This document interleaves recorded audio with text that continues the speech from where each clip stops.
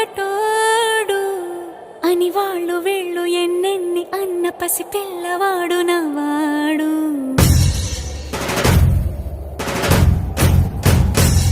విడుముండోడు అని ఊరు వాడ అనుకున్న గాని మహారాజు నాకు నవ్వాడు.